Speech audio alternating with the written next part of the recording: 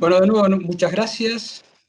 Vamos a hablar, según lo convenido, sobre Borges, su biografía médica en su obra literaria. Lo primero que tenemos que ver, si nos vamos a animar de hablar sobre una biografía médica y su impacto en la obra literaria, lo primero que tenemos que ver es si realmente la literatura puede ser autobiográfica o no. Vamos a ver algunos antecedentes teóricos que sirven de base para entender el estudio sobre la obra de Jorge Luis Borges. En realidad, la obra literaria, y aún según nuestro propio escritor, es autobiográfica. La literatura resulta una autobiografía. Él ya a los 26 años escribió en El tamaño de mi esperanza: toda literatura es autobiográfica, es plena confesión de un yo. En Arte Poética, en 1960, escribió que el arte debe ser ese espejo que nos revela nuestra propia cara, y recordó a Mark Twain, en más de una oportunidad, que Twain sostenía que era imposible que el hombre, el escritor, no se mostrase a sí mismo a través de su literatura. Obviamente hay grandes obras literarias en las cuales la autobiografía es evidente. Pensemos, por ejemplo, en el Ulises de Joyce o En busca de un tiempo perdido de Proust. Es decir, realmente podemos estar de acuerdo que la literatura tiene mucho de autobiografía. Pero ¿qué impacto puede tener la enfermedad sobre el desarrollo de la obra literaria de los autores? Y también vemos que puede tener mucha influencia. Por ejemplo, la migraña con aura, en el caso de Lewis Carroll y Alicia en el País de las Maravillas, o la enfermedad bipolar, en el caso de Virginia Woolf, en Mrs. Dalloway, o la enfermedad bipolar también de Sylvia Plath en La campana de cristal, o la utilización de drogas psicoactivas con un autor que tanto estimaba Borges como era Thomas de Quincy, en Confesiones de un inglés comedor de opio. Voy a hacer un pequeño, un pequeño relato de Franz Kafka y su enfermedad, porque es un ejemplo muy claro de la influencia que la enfermedad puede ejercer sobre el desarrollo de la obra y la autobiografía de un autor. Franz Kafka sufrió tuberculosis con afectación de ambos vértices pulmonares y de laringe. A los 34 años, tiene su primera hemorragia pulmonar y le escribe a Felice Bauer, a su novia, que había tenido una gran hemorragia pulmonar y que su garganta se pasó 10 minutos echando sangre y pensó que nunca iba a acabar. Franz Kafka sufrió una enfermedad, un proceso tuberculoso que comprometía no solamente pulmones, sino comprometía laringe y particularmente comprometía la epiglotis. Yo sé que puede haber alguna persona que está escuchando que no es médica, por lo tanto, también allí señalé la epiglotis, que es esta estructura que tapa a la laringe cuando la persona, cualquiera de nosotros, deglute. Bueno, Franz Kafka tenía compromiso de esta zona de la laringe, especialmente la epiglotis. Y esto es muy importante para lo que vamos a ver ahora, que es el relato Derbau, que escribió a los 39 años. Su traducción es La madriguera. La madriguera es una alegoría extraordinaria de la tuberculosis pulmonar y laringia. La madriguera resultó ser la alegoría de los pulmones, veamos la forma de la ramificación de los broncos pulmonares. Él describe unos parásitos pequeños y taladradores, los describe como repugnantes, insignificantes, que no son otra cosa que el bacilo de Koch. Y dice que no se salva ni la entrada de la madriguera, y les recuerdo que tenía una tuberculosis que afectaba la laringe. En el interior de la madriguera describe que había cavernas, que había plazas que remedan a las cavernas tuberculosas. Y dice que dentro de la caverna se trasladaba con gran esfuerzo sangre y carne putrefacta que remedaba el hemoptis y silcacium. Y permanentemente escuchaba en la madriguera el Ciseo, lo que nosotros describimos como las sibilancias. Es un cuento extraordinario, una narración extraordinaria, donde describe en forma muy detallada la enfermedad que él padecía. Un ejemplo muy importante también de efecto de la enfermedad sobre la obra literaria es el de Aldous Huxley. Huxley sufrió a los 16 años una queratitis punctata que lo dejó casi ciego. Él decía que tenía incapacidad de ver debido a la presencia de opacidades en la córnea, que le complicaban también la hipermetropía y el astigmatismo. Huxley, a partir de su experiencia visual y su déficit visual, colocó la visión en el centro de su experiencia sensorial. Si nosotros leemos Un Mundo Feliz, y cuando habla del cultivo de seres humanos, dice que cuando hay falta de oxígeno, el primer órgano afectado es el cerebro. Pero cuando hay mucha falta de oxígeno, cuando la falta de oxígeno es muy importante, se producen monstruos humanos. Y los monstruos humanos no tienen ojos. Y como no tienen ojos, él mismo escribe, no sirven para nada. Él escribió obras en las cuales buscó alternativas visuales, en El arte de ver, por ejemplo, y se quejaba de los oftalmólogos que tan solo prestaban atención a los ojos y no prestaban atención a la experiencia mental de la visión. Él se dedicó a explorar la parte mental de la visión, que era la que le quedaba. Por eso es que escribió Las puertas de la percepción, y en Cielo e Infierno escribió el otro mundo de la visión, representado por los trances, las ensoñaciones, la hipnosis y el efecto de los alucinógenos como la mescalina y el LSD. Con estos antecedentes teóricos vamos a encarar la biografía médica primero de Jorge Luis Borges y vamos a explorar las posibles influencias que esa enfermedad o sus enfermedades generaron en su obra literaria. Como consideración general, tenemos que ver que Borges vivió toda su vida ligado a la enfermedad. Desafortunadamente tuvo problemas con la visión desde muy joven y además tenía el antecedente de problemas visuales graves en su padre, en su abuela paterna, en su bisabuelo paterno. Es decir, Borges sabía su destino de ciego.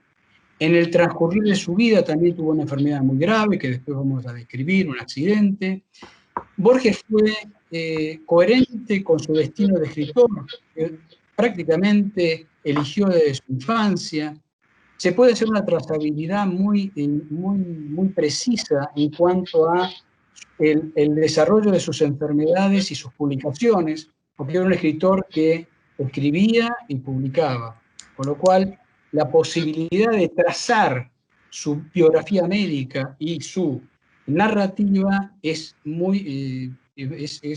relativamente sencilla.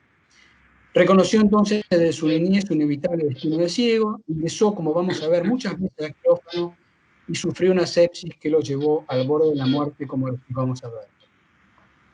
Entonces, vamos a ver las enfermedades que sufrió, vamos a ver su historia clínica y vamos a tratar de preguntarnos si influenciaron el desarrollo de su obra literaria. Rápidamente, vamos a ver su historia clínica. Nació el 24 de agosto de 1899. Ya desde la infancia sufría miopía. Esto ya lo hemos hablado con el académico Enrique Malbrán. Es evidente que él sufría una miopía, una gran miopía, una miopía maligna, o como se define en distintos escenarios oftalmológicos, cuyas características vamos a ir desarrollando en la charla, pero que es esencialmente heredable. Es la misma patología, la gran miopía que sufrió él, su padre, su abuela paterna, su bisabuelo paterno, etc. Sufrió accidentes en la infancia que probablemente estuvieron ligados a sus problemas de visión. A los 13 años cayó en un tranvía y sufrió una herida frontotemporal. A los 18 años tuvo un accidente con un traumatismo encefalocraniano con pérdida de conocimiento. En ese entonces hacía actividad física. Describe que en sus vacaciones nadaba, por ejemplo, en el río Uruguay. Ya estaba muy castigado entre los 22 y 25 años por las cataratas y en el año 1927 sufre su primera cirugía oftalmológica, la lleva a cabo Amadeo Natale. En su oportunidad también lo habíamos hablado con el académico Enrique Malbrán, que probablemente esta operación haya sido la operación de Esperino Foucault-Lavallée, que se utilizaba para solucionar el problema óptico refractivo del ojo gran miope. Probablemente ha sido esto, probablemente ha sido las cataratas, pero lo importante es que esta cirugía en tan temprana edad hizo perder el reparo anatómico entre el segmento anterior y posterior del ojo, que vamos a ver que con el tiempo tuvo sus consecuencias.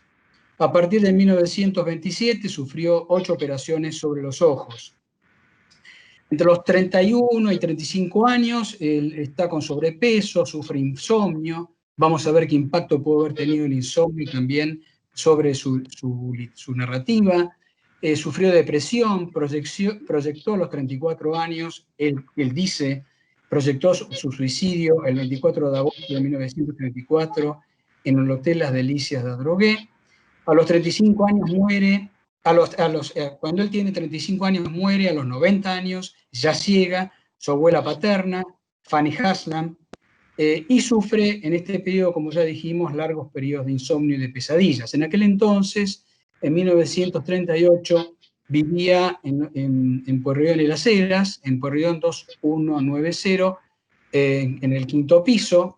Allí va a morir su padre el 24 de febrero de 1938. En ese entonces colaboraba en la revista Sur y en El Hogar y trabajaba como tercero oficial de la Biblioteca Miguel Cané. En ese entonces realmente empeoraba mucho su depresión, incluso él lo narra en muchas oportunidades, que este año de 1938 fue un año muy especialmente crítico para él, especialmente con la muerte de su padre. Aquí lo vemos, una foto de febrero de 1938 con sobrepeso. ¿Qué sucede en el año 1934, el 24 de diciembre? Sufre un traumatismo de cráneo con una herida contuso cortante en cuero cabelludo parietal izquierdo. Les ruego que recuerden este detalle que después vamos a ver que es muy interesante en relación a un cuento. Retengamos que la herida contuso cortante fue en cuero cabelludo parietal izquierdo, es decir, en una sola cubierta de cabello. La herida se infectó, fue internado en un sanatorio en la calle Ecuador varias semanas, lo curaron con jabón y cepillo, sufrió fiebre elevada, sufrió en esa internación alucinaciones y confusión, como después vamos a ver, y le quedó como secuela una cicatriz parietal izquierda disimulada por el cabello. Reitero este detalle, cicatriz parietal izquierda disimulada por el cabello. El lugar del accidente de alguna manera no está totalmente claro. Borges dice que fue en la casa de una hermosa joven chilena, que posiblemente haya sido María Luisa Bombal. Varios biógrafos de él, uno dice que fue en su casa de Pueyrredón 2190, otro que fue en la casa de una amiga en Buenos Aires. Yo tuve oportunidad de hablar con María Esther Vázquez y ella me comentó, según la hermana de Borges, Nora Borges, su hermano había ido a buscar a Emma Rizzo Platero.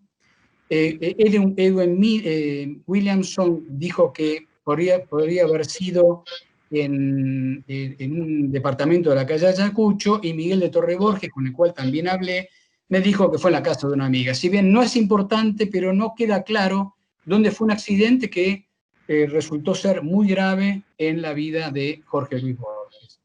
Aquí lo tenemos en 1939, en el mes de abril, en una foto. Fíjense la imagen totalmente distinta a lo que recordamos de él. Es un Borges con barba, tiene boina, y en el dorso de la foto él escribe un tapir herido, 1 de abril de 1939. Si seguimos con la historia clínica de Borges, a los 44 o 45 años tenía sobrepeso, a los 46 años renunció del puesto que tenía en la biblioteca Miguel Cané, y en ese entonces se psicoanalizaba. En 1950 sufre un episodio de ceguera temporaria en un viaje en tren a Mar del Plata.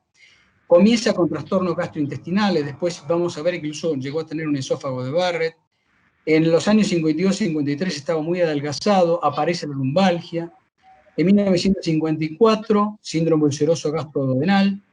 Y el 23 de diciembre, un hecho crítico. Borges hasta ese momento tenía ojo izquierdo ciego y tenía visión para leer con el ojo derecho. A los 55 años, el 23 de diciembre, sufre el desprendimiento de retina del ojo derecho. El 24 de diciembre consulta con el médico oftalmólogo Jorge Malbrán y el 6 de enero de 1955 se le realiza la operación sobre el desprendimiento de retina del ojo derecho, donde además de Jorge Malbrán participa el académico Enrique II Malbrán, que tuvo la enorme generosidad de narrarme cómo fue la cirugía, con la resección escleral laminar, el drenaje de líquido subretinal, etc. Y me comentó que tenía en ambos ojos estafilomas de gran tamaño. Después vamos a ver a qué nos referimos cuando hablamos de estafilomas.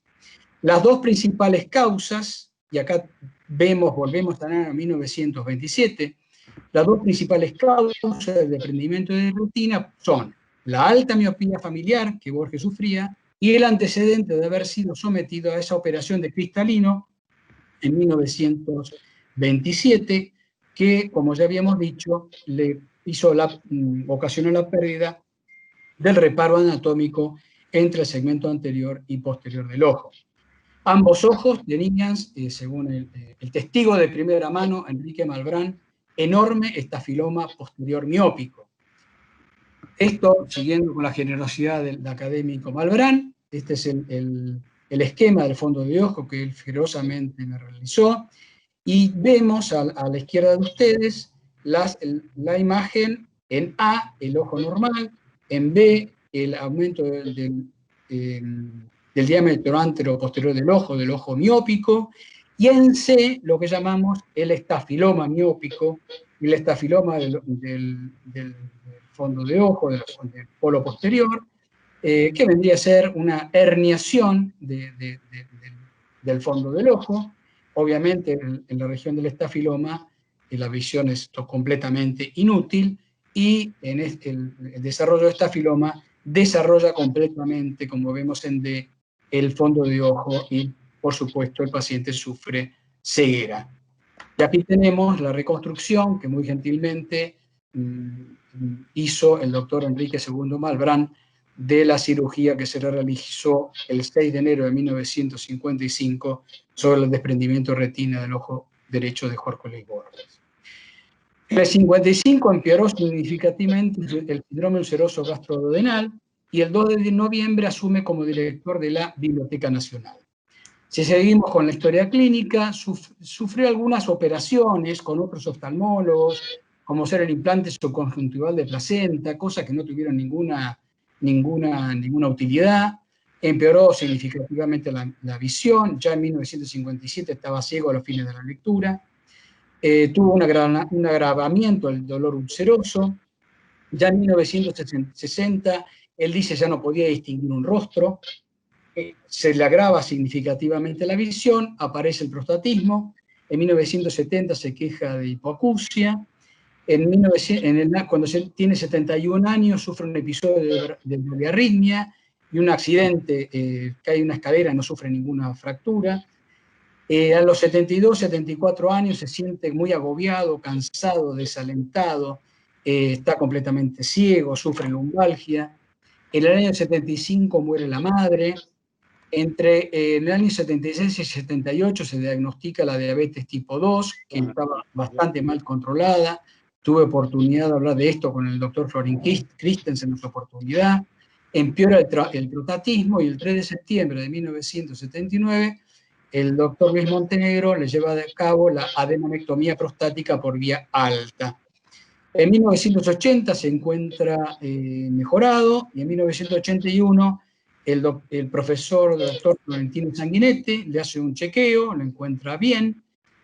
Acá el doctor Sanguinetti tuvo la cortesía de brindarme la radiografía antero-posterior de tórax de Borges del 20 de octubre de 1981, que realmente no tiene ningún hallazgo significativo.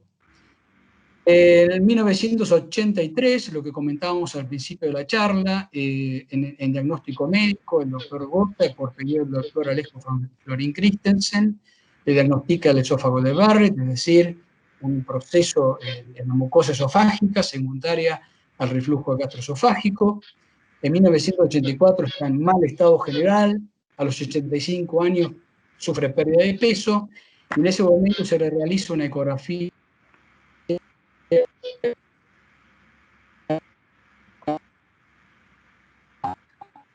abdominal, tiene una hepatomegalia de origen tumoral. Borges se niega a estudios invasivos, no quiere que le hagan ningún tipo de biopsia, y el 28 de noviembre abandona la Argentina, viaja a Italia y en diciembre va a Ginebra. El 26 de enero de 1986 sufre una hemorragia digestiva secundaria a tumor abdominal, es internado en el Hospital Cantonal de Ginebra. Los médicos que lo atienden son el cirujano Patrick Ambrosetti y el clínico Frank Bollenweider. El 16 de febrero le dan el alta. En abril tiene una nueva internación, esta vez por insuficiencia hepática, obviamente por el hígado tumoral. En mayo está emaciado y anémico. En junio sufre una neumonía con insuficiencia cardíaca. El 13 de junio cursa todo el día con su agonía, está estuporoso, mal perfundido, cae en coma por la noche y murió el sábado 14 de junio a las 7:47 horas y fue enterrado 4 días después en el cementerio de los Reyes en Ginebra, a unos pocos metros de la tumba de Juan Calvino y de Alberto Ginastera. Vamos a ver las consecuencias narrativas de toda esta historia clínica bastante rica de Jorge Luis Borges. Primero vamos a ver la sepsis que sufrió a los 38 años de edad. Vamos a ver las consecuencias de la sepsis que creemos son muy ricas. En primer término vamos a hablar del cuento El Sur. El Sur fue incluido en Artificios, que es la segunda parte del libro de cuentos ficciones. Se publicó en el año 1956 junto con el cuento El Fin. El cuento El Fin es el cuento en el cual Borges da fin en realidad a Martín Fierro con la muerte de Martín Fierro.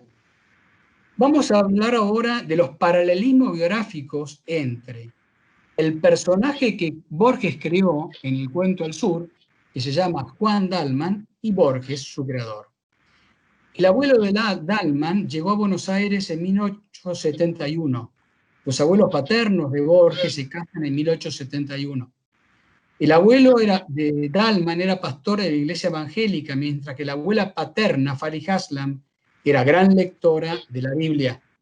El abuelo de Juan Dalman era de origen alemán.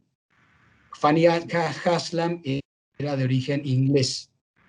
Juan Dalman, el personaje de Sur de Borges, es secretario de una biblioteca municipal.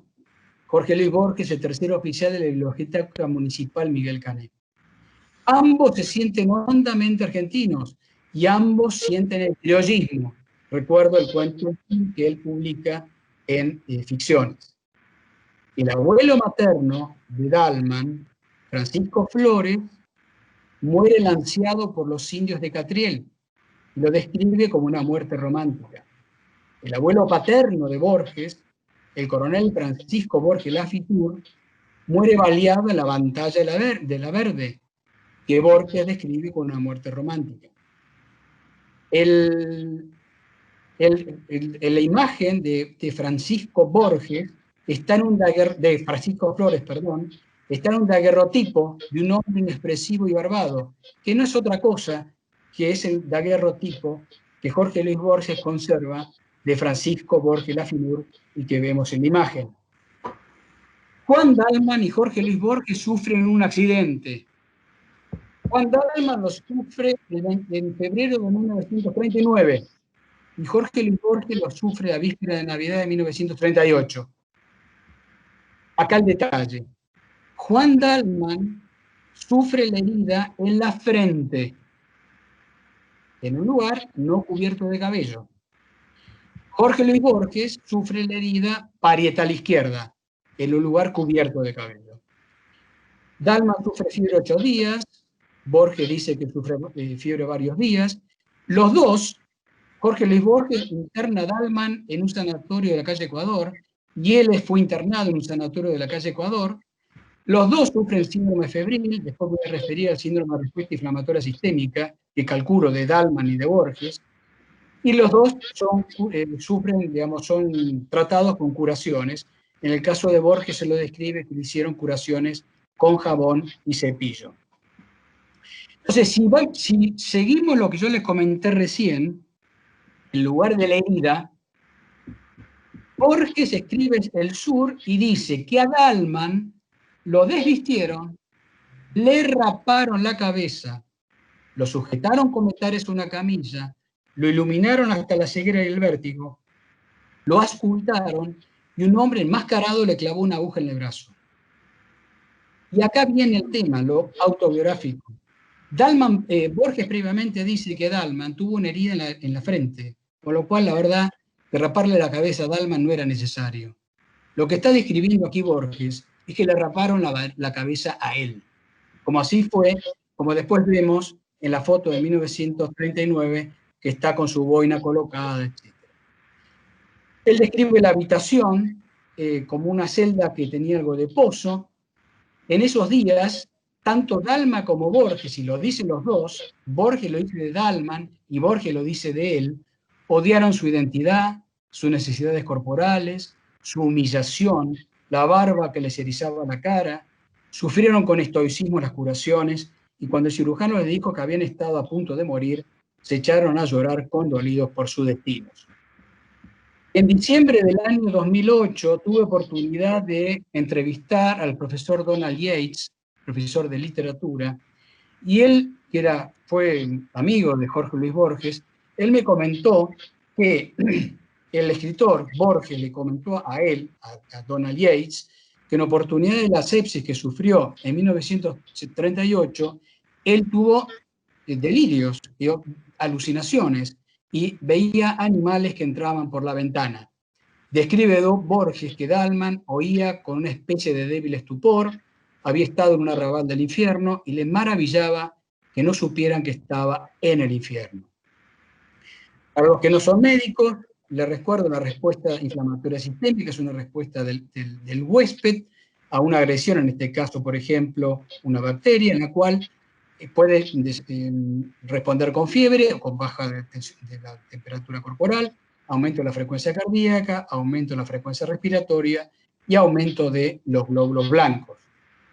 He tratado de evaluar, siguiendo lo que Borges dice en su autobiografía, lo que está relatado en otras biografías y lo que Borges dice de lo que sufrió Dalman en el Cuento del Sur, he tratado de armar el score de Apache para ver la severidad de enfermedad que sufrieron Dalman y Borges. Ambos tenían 39 años, no tenían historia previa de insuficiencia orgánica severa ni de cirugía, no estaban inmunocomprometidos, por supuesto que tendrían fiebre elevada, probablemente tenían deshidratación, tenían fiebre, estaban mal hidratados, tendrían un poco de ascenso de la creatinina, me imagino que sodio, potasio y hematocrita eran normales, no pienso que hubiese tenido acidosis.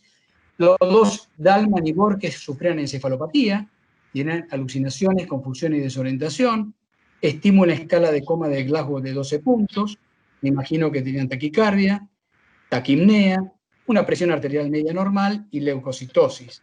Si tomo estos datos, que son bastante posibles, la severidad de la enfermedad que sufrieron es, para un score de Apache 2, de 14. O sea que Borges y Dalman tuvieron una frecuencia pronosticable de muerte de casi el 20%. Dicho en otros términos, en la situación tuvo una posibilidad de morir de 1 en 5. Y ambos superaron el cuadro con sostén clínico y curaciones locales. Recordemos, estamos hablando de 1938, en una época en la cual prácticamente era preantibiótica. Pero hay otras consecuencias de la sepsis de Borges muy importantes. Lo dice muy bien Emir Rodríguez Monegal. Dice, leo, Borges da curso libre a sus facultades narrativas. El accidente asume la forma simbólica de suicidio y de un renacimiento. El Fénix renace de la ceniza de la fiebre. A partir de 1939, Giorgi será finalmente Borges, su máscara real. Y a partir de esto aparecen dos elementos fundamentales. Primero, los cuentos fantásticos, tomando como punto de partida de alguna manera Pierre Menard, autor del Quijote, y por supuesto, la irrupción del laberinto. ¿Y por qué traigo aquí a James Joyce? Porque James Joyce también, por uveitis anterior, quedó prácticamente ciego. Voy a trazar después algunos paralelismos entre Joyce y Borges. Pero para Joyce, el laberinto era un camino que había que llegar para encontrar una revelación. Al final del laberinto había una epifanía. Stephen Dedalus, su alter ego, era Joyce buscando la epifanía del arte. Del otro lado, al final del laberinto, había una revelación, había una epifanía. En el caso de Borges, para Borges, el laberinto es una metáfora del enigma, de la incertidumbre, de los mundos inaccesibles. Yo me animé a escribir que la fiebre, podría haber dicho él, la fiebre me condujo a través del laberinto que conduce a la propia aniquilación, y en su centro no encontré nada, ni la muerte. El laberinto de Borges es una confusión, no es una revelación. Y lo vemos en mucha de su obra. Pensemos, por ejemplo, en La muerte y la brújula, en el cuento La muerte y la brújula, en el cual escribe: de noche, mi delirio se alimentaba de esa metáfora. Yo sentía que el mundo es un laberinto del cual era imposible huir. O en El inmortal, donde él concluye que un laberinto es una casa labrada para confundir a los hombres. El laberinto está presente en buena parte de la obra de Jorge Luis Borges. Pensemos en La casa de Asterión, La biblioteca de Babel, La lotería de Babilonia, El jardín de senderos que se bifurcan, y en poesía, Del cielo del infierno, donde escribe: no oprimirá un odiado laberinto de triple hierro y fuego doloroso las atónitas almas de los réprobos. Vamos a ver las consecuencias de la miopía. ¿Cuál es la visión del miope? El miope ve con claridad lo que está muy cerca de sus ojos. El escenario de su visión se reduce a unos pocos centímetros. De allí que pudo ver el inconcebible universo en el mínimo espacio de 2 o 3 centímetros. Es lo que Borges ve. Ve el universo en pequeños espacios. El espacio mayor es un espacio neblinoso, donde prácticamente no hay figuras, y solamente es posible lo que está muy cerca de los ojos. Dice: lo que mis ojos vieron fue simultáneo. Cada cosa eran infinitas cosas. En la pequeñez está lo infinito. Y examina el universo cercano y mínimo a través de un instrumento de óptica, una poderosa lente de aumento. Él lo hace. Él es su vida. Examinar el universo cercano y mínimo a través de su instrumento de óptica, su poderosa lente de aumento. Y al final de la narración del Aleph, él también habla y enumera la serie de instrumentos de óptica. Sucede algo similar con el Zahir, una moneda común de 20 centavos que se transfigura en representación de todo el mundo visible. El mundo visible solo en lo inmediato del ojo. La escritura de Dios es fantástica, es un cuento que escribe a posteriori de una operación oftalmológica. Borges permaneció 11 días inmóvil por indicación médica, acostado de espaldas.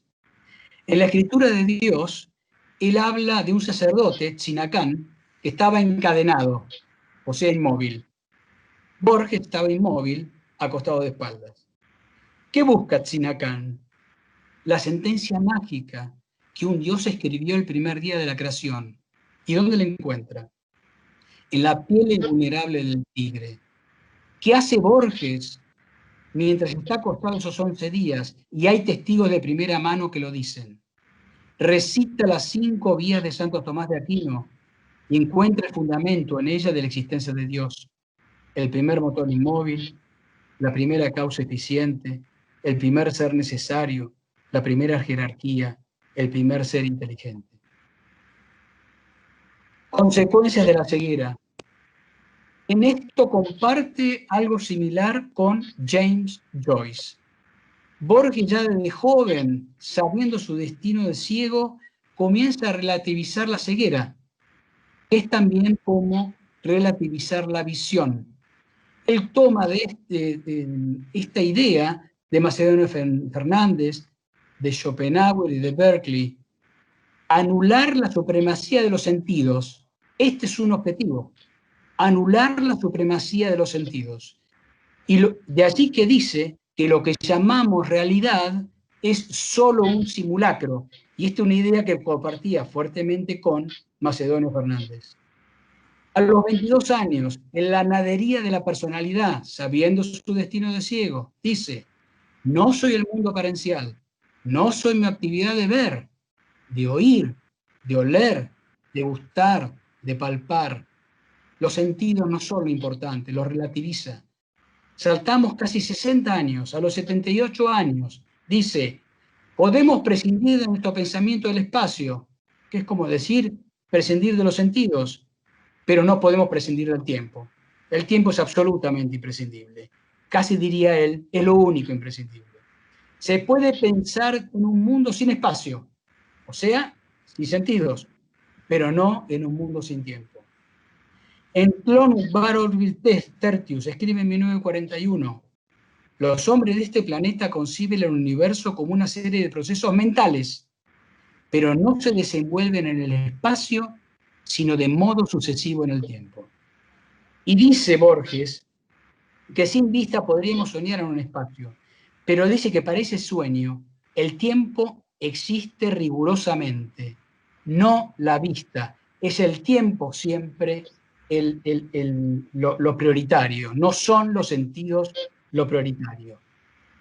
En 1969, en una oración, en la prosa breve, una oración dice, pedir que no anochezca mis ojos será una locura.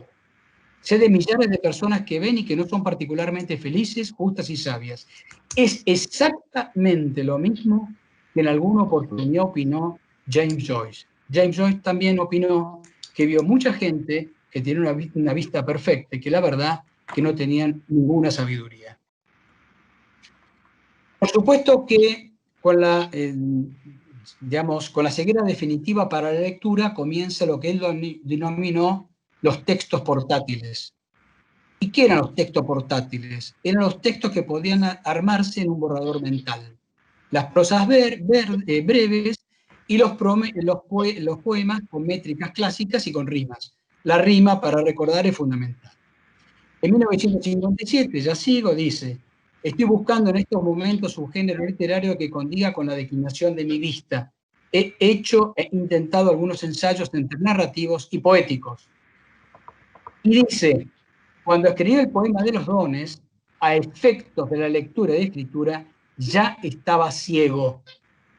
Una consecuencia de la ceguera fue mi abandono gradual del verso libre a favor de la métrica clásica. ¿Por qué? Porque el verso rimado es portátil. Por supuesto que en 1955 reinició un trabajo con la poesía que había abandonado hacía muchos años.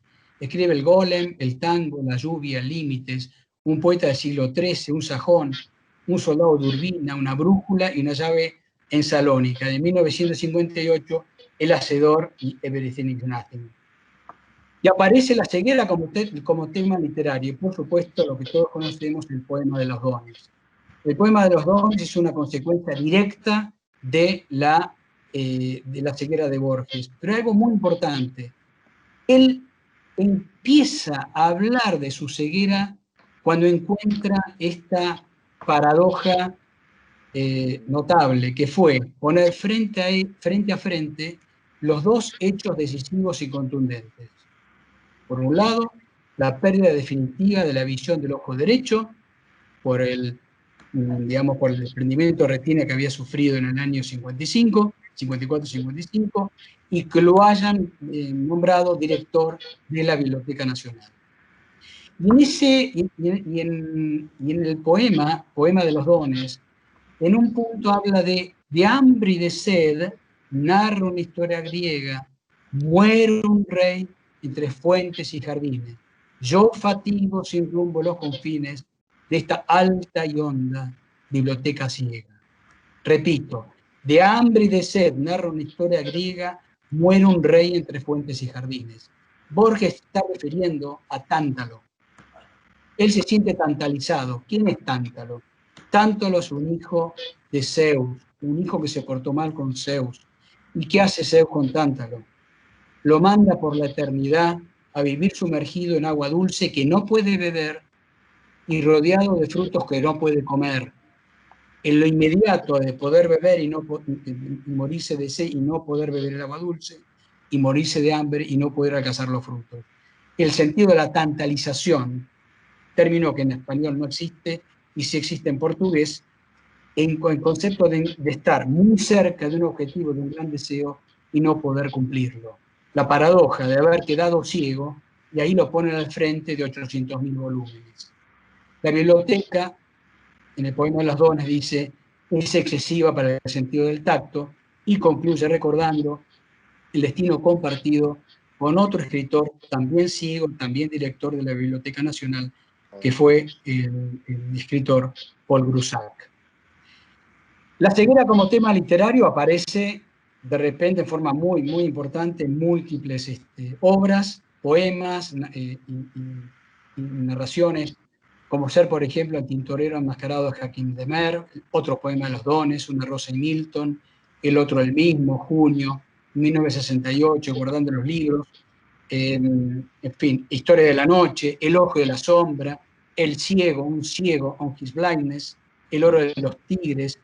Pero quiero tomar de todo este listado, hablar especialmente del Hostel Esia, Reykjavik, que está en ese listado.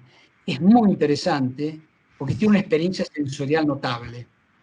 Borges ingresa, narra, es una narración breve, ingresa a una habitación en Reykjavik y, por supuesto, como ciego, empieza a reconocer la habitación con su tacto. De repente, encuentra con su tacto, empieza a palpar, lo que palpa es una gran columna en el medio de la habitación. La sorpresa que narra es increíble. Lo que tiene es una especie de anagnórisis, un descubrimiento, porque precisamente lo que encuentra es ese gran elemento cilíndrico, frío, en el medio de una habitación. Cómo se revalorizan los sentidos, otros sentidos, en ausencia del sentido de la vista. Pensemos nosotros, otro escritor, que ingresa a la misma habitación con vista normal, con visión normal, y ve una columna en el medio de la habitación. No le va a llamar, no le va a resultar ningún descubrimiento. Sin embargo, para un hombre ciego, palpar una columna en el medio de una habitación resulta ser un descubrimiento increíble. Vamos a ver, esto he hecho un resumen de los temas que toca acerca de la ceguera en su literatura. El cumplimiento de su destino de ciego, la experiencia física de la ceguera, la pérdida del universo inmediato, la restricción del mundo del ciego al tacto y la memoria, solamente eso, el valor del sentido del tacto, lo desmesurado del espacio para el ciego, el espacio se remite al alcance de la mano, la penumbra dubitativa del ciego, la visión más allá de las formas, la morosidad de los movimientos del paciente que está ciego, la paradoja entre el reflejo de las imágenes en los espejos y la ceguera. Borges se para ciego frente a un espejo y piensa, yo no lo veo y me ve a mí. Y los sueños como forma remanente de misión que vamos a ver ahora. Los sueños como forma de visión. En realidad, él sabía, dijimos, él sabía su destino de ciego, con lo cual él pensó alternativas visuales. Y una alternativa visual porque él quedó ciego completamente a los 55, 60 años. Él tuvo vista muchos años, pensó en los sueños como un nuevo escenario, y lo pensó desde muy joven. Y él escribe en el poema de los dones que nos acabamos de recibir hace un rato, de narrar hace un rato, dice: de esta ciudad de libros hizo dueños a unos ojos sin luz, que solo pueden leer en las bibliotecas de los sueños, que solo pueden leer en las bibliotecas de los sueños. Él narra que tengo una espléndida vista en sueños, y muchas veces me equivoco, dice. Estoy leyendo en el sueño y pienso, caramba, he recuperado la vista. También dice, lo dice él, ahora el mundo está dentro de mí y veo mejor, pues puedo ver todas aquellas cosas con las que sueño. Y por supuesto, ¿cómo olvidarnos del sueño de Chuang Tzu, el de la flor de Coleridge, que dice: si un hombre atravesara el paraíso en un sueño y le dieran una flor como prueba de que había estado allí, y si al despertar encontrar esa flor en su mano, entonces ¿qué? Como llevar a los sueños de alguna manera a un escenario de realidad. Y aquí entramos en lo que podemos llamar los sueños voluntarios. ¿Qué es un sueño voluntario? Es una forma de buscar el restablecimiento de la aventura de ver. Y los sueños para esto debían ser guiados hacia una visión deseada. El objetivo, y lo dice en Everest y Ignace, es una alucinación dirigida. Y recuerda que su abuelo hizo un sueño, fraguó 2 ejércitos. Él tiene la idea ya de la dirección de los sueños, de controlar lo soñado y de alcanzar la nitidez de esa imagen onírica. Y tenemos 2 ejemplos extraordinarios de esta visión, de esta idea: las ruinas circulares y Dream Tiger. ¿Qué dicen las ruinas circulares el personaje? Quería soñar un hombre, quería soñarlo con integridad minuciosa e imponerlo a la realidad. Cierra los ojos y duerme, no por flaqueza de la carne, sino por determinación de la voluntad. Su inmediata obligación era el sueño. ¿Y qué dicen en Dream Tigers? Este es un sueño, una pura diversión de mi voluntad. Y ya que tengo un ilimitado poder, voy a causar un tigre. Dijimos que había sufrido insomnio y dijimos que el sueño era una forma de visión. Bueno, podemos pensar que pudo haber experimentado 3 catástrofes: dormir sin soñar, no recordar lo soñado y la intolerable lucidez del insomnio. Y acá quiero recordar lo que el propio Borges dice: Funes el memorioso no es una metáfora de la memoria. Funes el memorioso es una metáfora del insomnio. Son las horas muertas sin encender la vela. Es el dormir sin distraerse del mundo. Es el insomnio que resulta en un presente intolerable, rico, una memoria inútil, un recuerdo permanente, una memoria impertinente, una memoria desmesurada, la negación del olvido, el concepto de una eternidad, algo que no se termina, pero eso es el insomnio.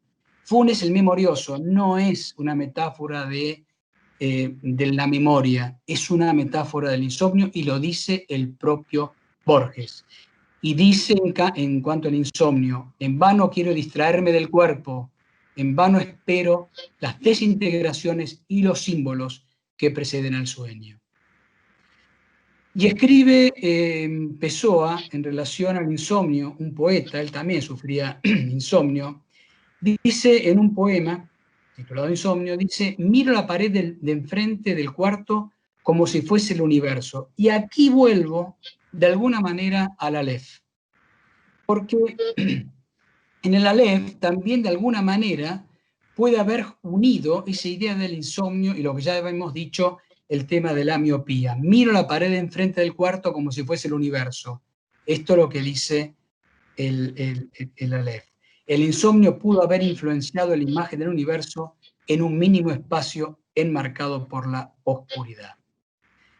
Y permítanme, ya estimados colegas, Esto lo escribe Jorge Luis Borges en Notas sobre Asia Bernard Shaw.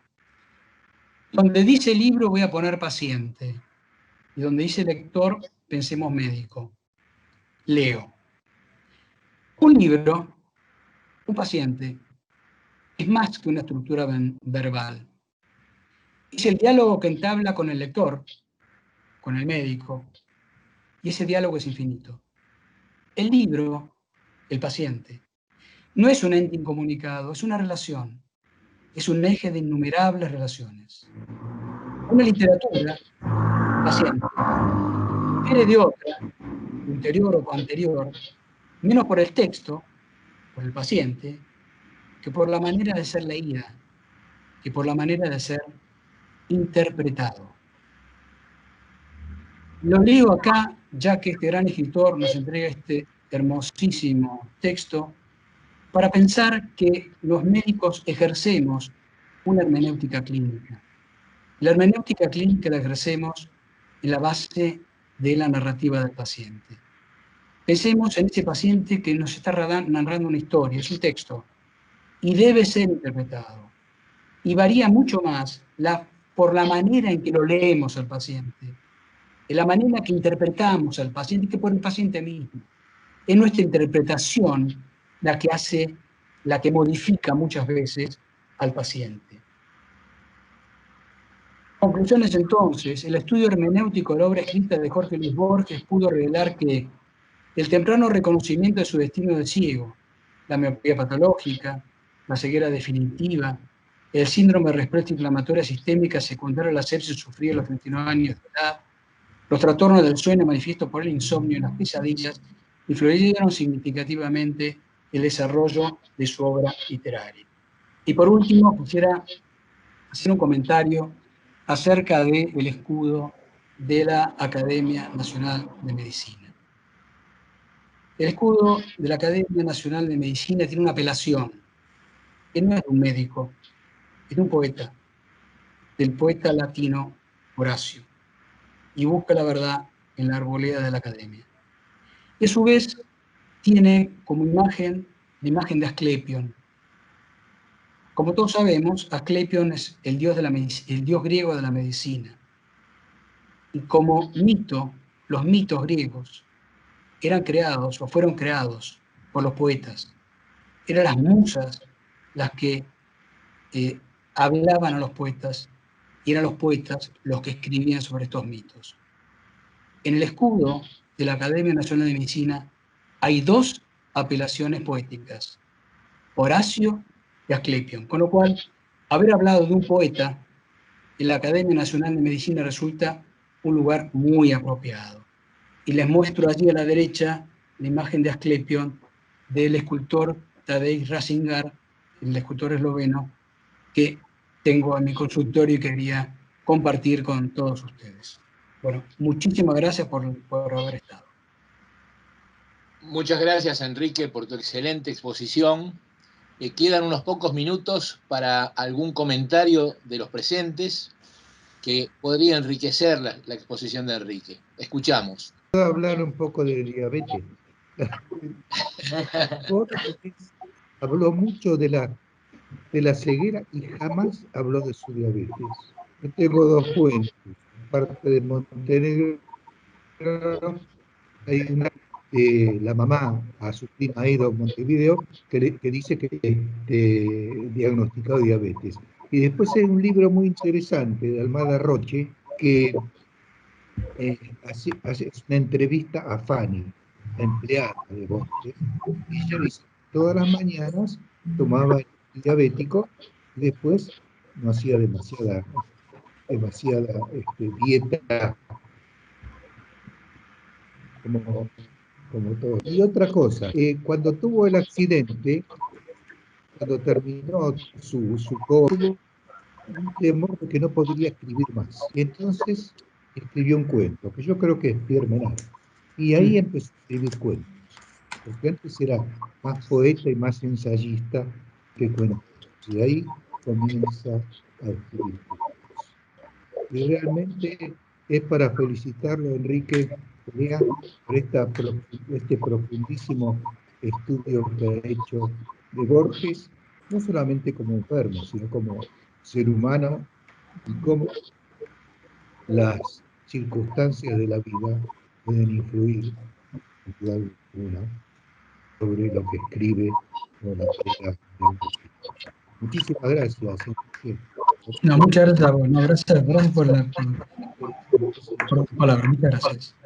Doctor No, Malbrán. un solo comentario con respecto a la diabetes. No, yo lo que intenté era hablar más que nada en los elementos que influenciaron de alguna manera el desarrollo de la obra literaria, ¿no? Eso es lo que... Muy bien. Doctor Malbrán. Él nunca habló. Un momentito, doctor Malbrán va a hablar. A ver, muy interesante como siempre, Perea, él tan bien desarrollado todo el tema, me encanta oírlo. Yo me tocó vivir, digamos, como médico una etapa importante de mi vida, atendiéndolo a Borges, pero quisiera hacer algunas aclaraciones que puede valer la pena. En realidad la ceguera de Borges no es una ceguera por el desprendimiento de retina. El desprendimiento de retina curó y por lo tanto la parte del campo visual perdida mientras tuvo el desprendimiento de retina se recuperó. Él después progresivamente perdiendo su visión por el problema degenerativo de su miopía, notoriamente evidenciada por el estafiloma posterior del miope. Pero él tuvo después un glaucoma, y ese glaucoma con la atrofia del nervio óptico es lo que le fue quitando la visión de forma progresiva. El glaucoma es una de las complicaciones de la miopía patológica. Así que yo creo que es importante porque no es por el desprendimiento de retina que él quedó ciego.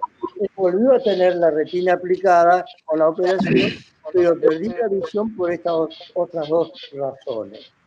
Y otra cosa que me gustaría recalcar, y que no hubo tiempo por supuesto, es la importancia de la madre de Borges. Yo la traté durante muchos años porque ella la llevaba en el consultorio y entonces después se quedaba charlando conmigo. Y realmente era una mujer extraordinaria. Y cuando por razones, digamos, de familiares, por así decir, y ella no iba acompañándolo a su hijo, porque era acompañado por su primera esposa.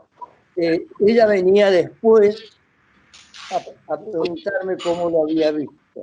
Hubo algunas cosas bastante divertidas de la madre de Borges, una mujer extraordinaria. Entonces quería también recalcar la figura de ella en toda la figura de Borges en sí misma. Muchas gracias.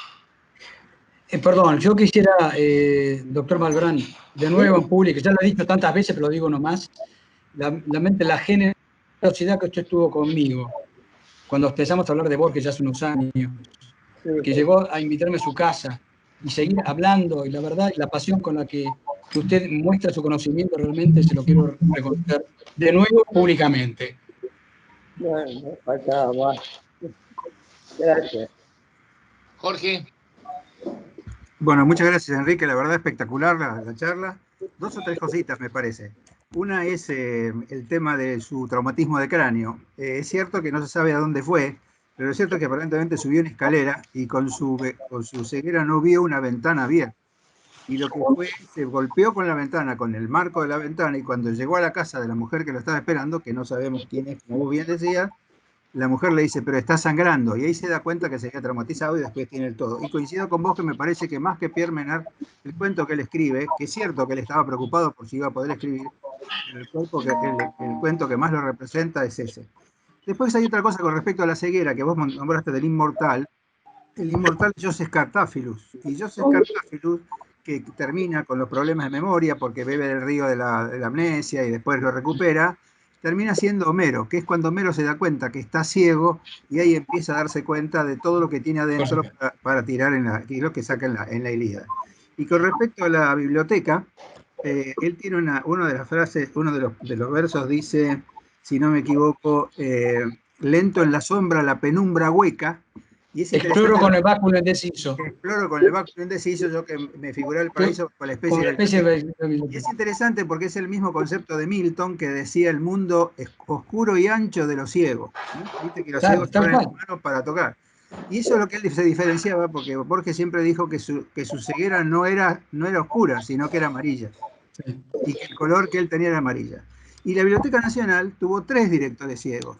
Tuvo director ciego a Borges, tuvo director ciego a Grusac, y José Mármol, que fue uno de los primeros, se quedó ciego al final de su vida. Interesante, ¿no? Porque fíjate vos qué vínculo, ¿no? Por eso cuando él dice un yo plural, en realidad, un yo plural y una sola sombra, ¿no? Y en realidad es él, Borges, Grusac y Mármol. Interesante. Felicitaciones, Enrique. Pero un yo plural y una sola sombra. Es genial. Yo plural y una sola ¿Qué sombra? importa la palabra que nombre si es uno indiviso un anatema? Es increíble. Exactamente. Dice, pero ¿cómo puede ser que es un escritor increíble? ¿No? Sí, no, maravilloso. Muchas gracias, Enrique. Estamos en el límite horario que tenemos que cumplir estrictamente. Y como al final de las clases teóricas acostumbramos a hacer, los invito a verificar en las obras de Borges algunas de las innumerables citas que nos trajo Enrique, que será un ejercicio de aplicación práctica de todo lo que... Muchas gracias, Enrique, nuevamente. Un abrazo. Un aplauso para Enrique. Un aplauso. Bueno, muchas gracias, gracias. Un honor y un gusto haber estado con ustedes, en serio. Muy lindo. Enrique. Chao a todos, buen fin de...